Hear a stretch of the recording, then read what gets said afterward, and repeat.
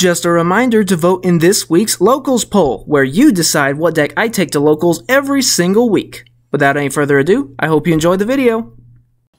What's up, YouTube? Welcome back to the channel, and for today we have the deck profile for the deck we brought to Locals last week, being Vendread. We ended up not really playing much. We mainly just tried to hang out, and we crafted like a new in-store ban list where only certain cards are banned and limited instead of whole archetypes.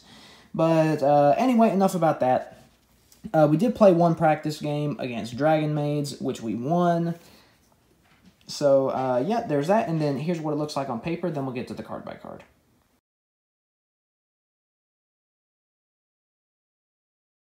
Okay, so starting off with the main deck, we're actually going to go with the rituals first. So I'm going to start with 1 Executor and then 2 Slayer. So basically, Executor is the evolved form of Slayer. And Slayer, he's pretty decent to end on turn 1 if you can't get to Executor. But then also, we run 2 because of our pre-preparation of rites, since his name is mentioned on Vendread Origin, so that way he can be searched. Executor is ideal because his own effect says that he's the only card on your field that can be targeted by your opponent's card effects. And then there's a certain monster that if you use as ritual material to summon him, then it makes it to where he can't be targeted. So then your opponent just can't target any of your cards, so that's really cool. Then there are bonus effects when they get destroyed. Executor, it allows you to search any Vendread card from your hand. And then Slayer, it allows you to add a ritual spell and then dump a Vendread monster.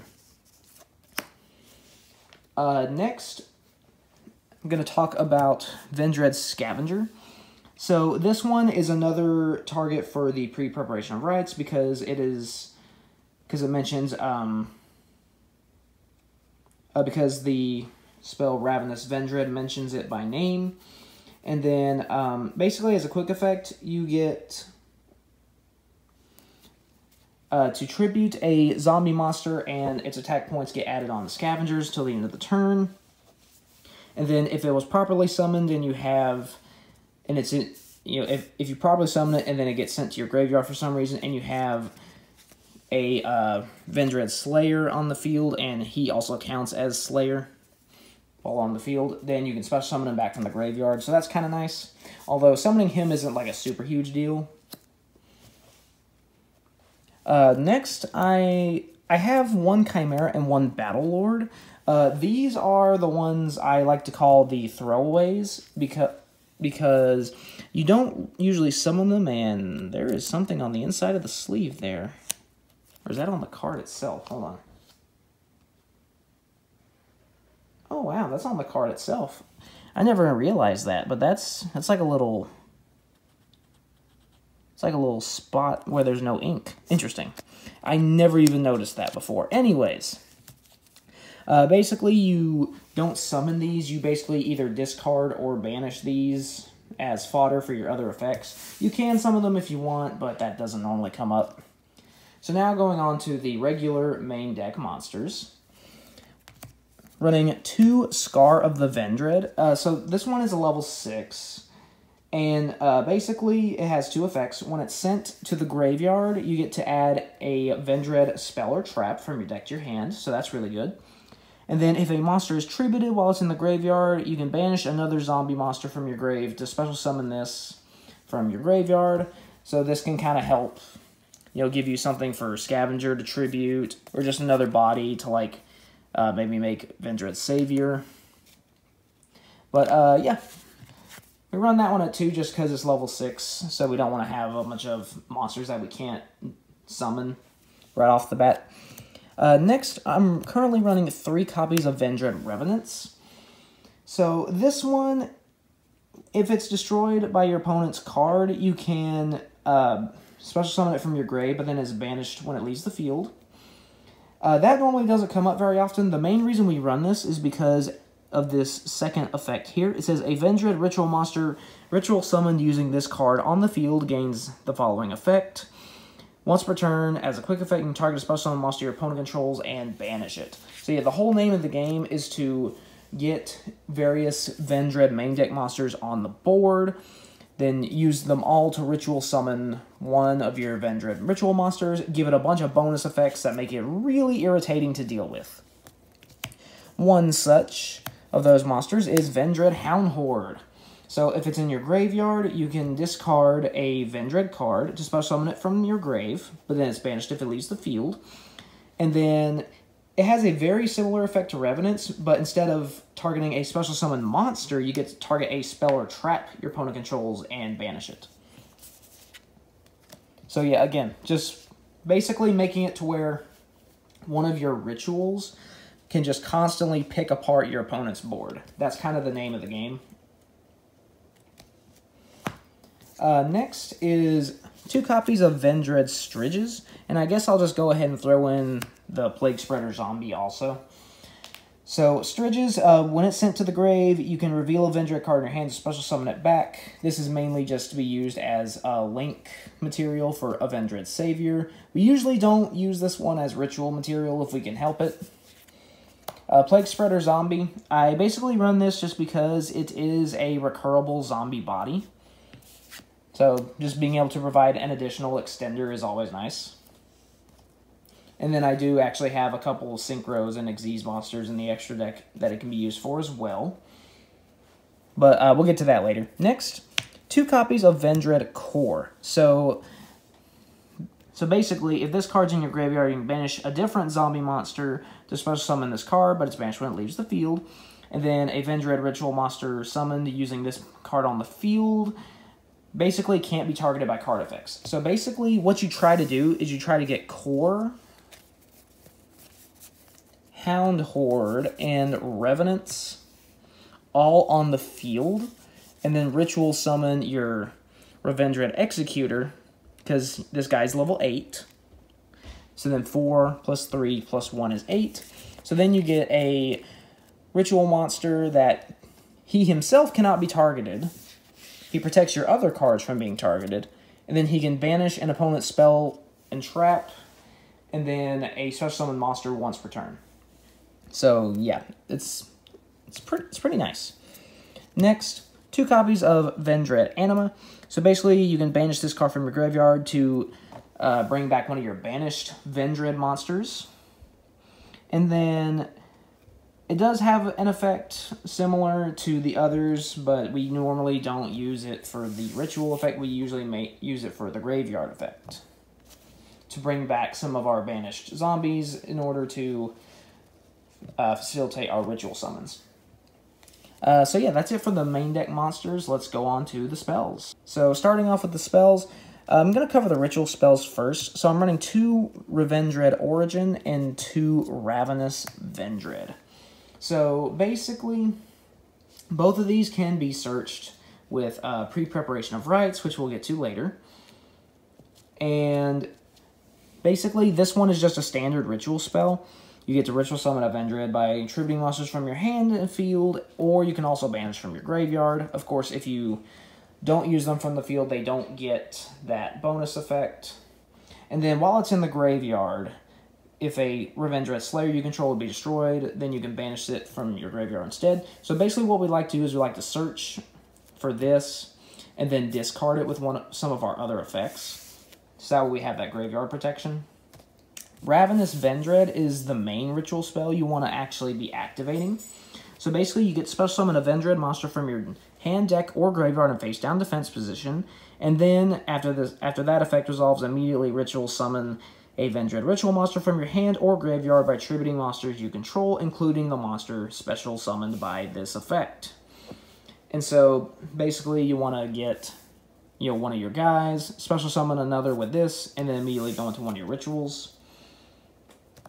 And I do only run it at 2 because a Vendread Savior can recycle them once per turn, but we'll get to that later. Next, running 3 copies of Vendread Charge. So we send a zombie monster from your hand or the field to the graveyard to special summon a Vendread monster from your deck. So this can help set up things like the the Scar search for the Spell and Trap. This can facilitate things like Stridges coming back to use as link material. We can also send something like Plague Spreader Zombie, or we can send one of our rituals to the graveyard because our ritual spells actually let us summon one of them from the graveyard. So it's basically like an E-Telly for zombies, kind of. Or at least for Vendreads, rather. Next, I'm running 2 copies of the field spell Vendread Knights. So since it has Vendread in the name, it can be searched with Scar. Then you can discard a card, add a Vendread monster from your deck to your hand. So this helps with like some of the graveyard setup we mentioned earlier.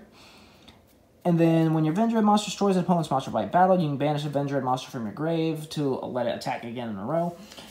That normally doesn't come up. It's mainly for the searching effect.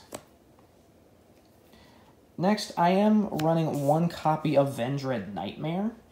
I might actually cut this for something else that I'm going to get to later. So if I remember, I'm actually going to bring this one back. But basically, it does have an effect where you can increase the levels, but that normally doesn't come up very much. The main reason we run this is because it says, when you're attacking Vendread Ritual Monster destroys an opponent's monster by battle, you can have your monster gain 1,000 attack. That is a permanent attack boost. But like I said, I might actually end up cutting it for something later. So, yeah. But we'll come back to that later. Next, going into some of our more generic spells, we have 3 pre-preparation of rites.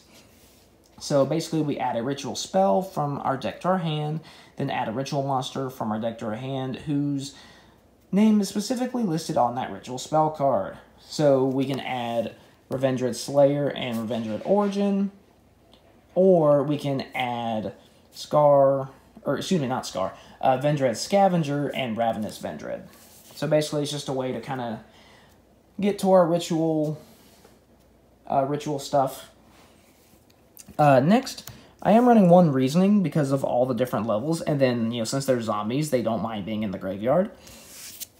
Also, it's my 2nd favorite card in the entire game. Next, I'm also running 1 copy of Burial from a Different Dimension. This is one I might actually cut, just because even though Vendreads do banish a lot, this normally doesn't really come up, needing to return them to the graveyard, so that one's probably going to get cut in a future version. Finally, for the last spell card, 3 copies of my favorite card in the entire game, Allure of Darkness. We draw 2 cards and banish the dark. Why wouldn't you want that? Enough said.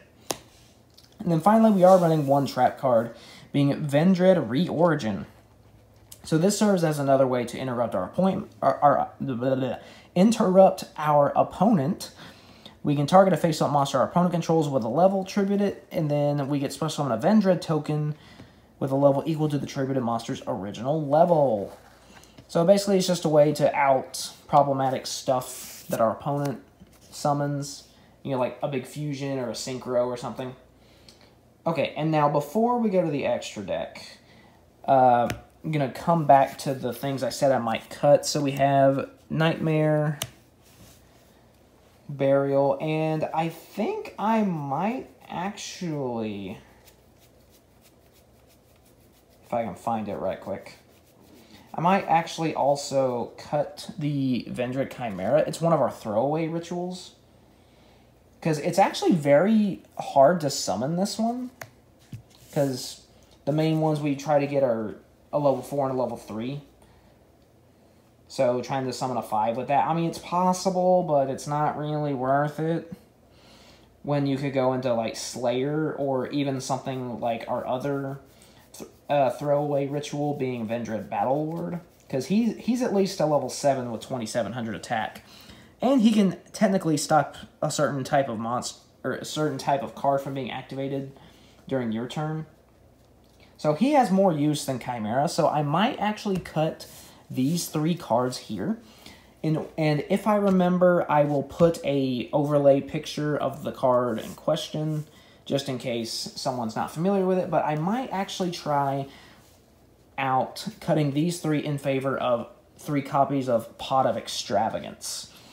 Just so that way we get more, because the only other card that draws is Allure. And we usually don't summon the stuff in our extra deck anyway, aside from like 1 monster. So just being able to, you know, draw more cards and stuff like that, it's, you know, it does have its merits. So I might try that. But yeah, so next we're just going to go to the extra deck here. And for the extra deck, this is going to go very, very quickly because, like I said, we normally don't summon any of these except for this guy, a Vendread Savior. So he just takes 2 zombie monsters to make. His name becomes Revenge's Slayer while on the field. And then you get to use each one of the other effects once per turn. So basically, we can target a Vendread card in our graveyard, add it to our hand, so we can recycle things like this, or ritual spells, yada yada.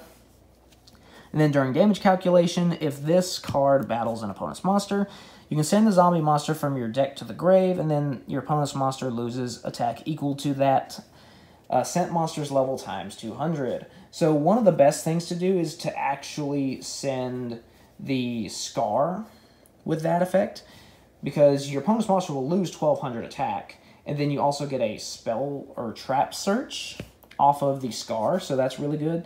You can also send one of your rituals in order to further debuff them more and set up your graveyard, because the ritual spells do allow you to summon your ritual monsters from the graveyard. You know, which is of course fitting considering that they are a zombie archetype. Next, we're going to go through the other things very, very quickly. We're actually not really going to talk about their effects for the most part because, like I said, we don't normally summon them, and this is basically going to just be the fodder for whenever I get another place at a Pot of Extravagance and try it out. So we got Crumble Logos, 2 Shadow Lich. As far as the Xyz go, this is probably the only one you can really get somewhat consistently. And I mean, it's not bad. It's a negate. So, you know, it's not terrible, but it's kind of hard to summon. That's another reason why I put Plague Spreader in there, was to facilitate that. Then we got the 2 Shadow Lich, but again, you're not really going to be summoning that one. Same with our copies of Pilgrim Reaper and our copies of Wallow. You're really not going to be summoning these guys very often. I mean, you could if you were able to and you wanted to, but they're not really going to do anything for you in terms of, like, deciding if you win or lose a game. Those effects aren't really going to come up. I've also got 1 Lancelot and 1 Zombie Stein. Again, this is going to be fodder for Extravagance once we get that card in our possession there. And then finally, we are running 3 Synchros, being the 1 Immortal Dragon. Again, you don't normally summon this one. And then the 2 Skeletal Dragon. Felgrands, I actually did summon this during the game against Dragon Maids. So basically, I baited him with Slayer's effect. So he negated it, you know, and destroyed it. I revived it with another ritual spell. Then revived Plague Spreader, went into this, and then just banished the shell, or however you say, the big Dragon Maid fusion monster. So, yeah, I mean, this one and Crumble Logos are probably the only extra deck monsters that you're going to be summoning besides Savior. And even then, you're going to be going for Savior first. These are just kind of more if you can. But like I said, I'm going to be trying to experiment with Pot of Extravagance in this deck, just as a way to try to add even more consistency than what just Allure can provide. But yeah, I mean, honestly, it's a really fun deck. The artwork is amazing. It's a really cool concept and everything. And I really like the lore behind it too, and the story. So yeah, it's a really cool deck. I like it. We didn't get much of a chance to do very much with it, unfortunately. However, we do now have an idea of a direction we can go to hopefully make it even better. So we're going to be trying that fairly soon. But yeah, like, subscribe, vote in the locals poll, all that good stuff. And I'll see you guys next time.